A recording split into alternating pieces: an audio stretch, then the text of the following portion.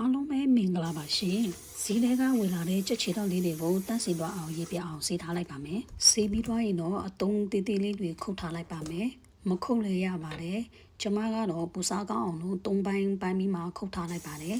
ပြီးရင်တော့ကြက်ချီတောက်အချွဲအနစ်တွေပြောင်းသွားအောင်လို့ရေးပြအောင်ထပ်ဆေးထားလိုက်ပါမယ်ရေးအေးထည့်ပြီးတော့ပြုတ်လိုက်ပါမယ်ကြက်ချီတောက်ညင်နှံ့တွေပျောက်သွားအောင်လို့ဟင်းချက်အရက်အနည်းငယ်ထည့်ပြီးမှပြုတ်ထားလိုက်ပါမယ်ရေပေါ်လာရင်တော့အပေါ်မှာတက်လာတဲ့အမြုပ်တွေကိုဖယ်ပေးလိုက်ပါမယ်။ပြီးရင်တော့အဖုံးမအုပ်ပဲ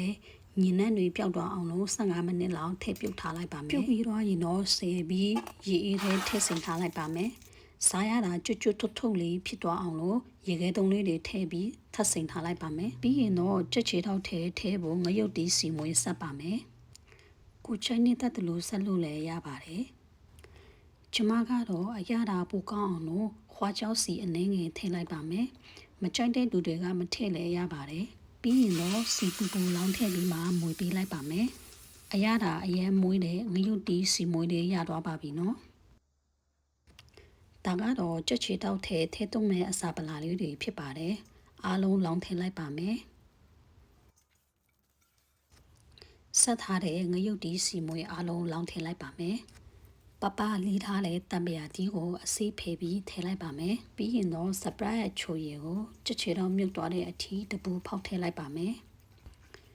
အရသာနှက်အောင်နေပြီးသွားရင်တော့အုပ်ပြီးရေခဲတစ်တာတဲ့2နာရီလောက်ထည့်ထားလိုက်ပါမယ်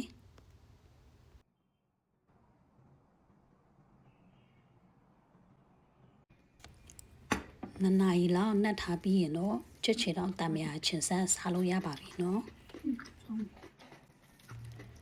အရသာကတော့ဆိုင်ရွေးတွေမှာရောင်းတယ်လို့မျိုးပဲအရန်ကိုစားလို့ကောင်းပါတယ်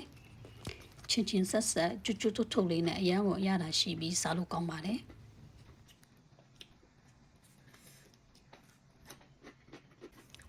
အခုလိုမျိုးအဆုံးထိကြည့်ရှုမိတဲ့အတွက်အားလုံးကိုကျေးဇူးအများကြီးတင်ပါတယ်ရှင်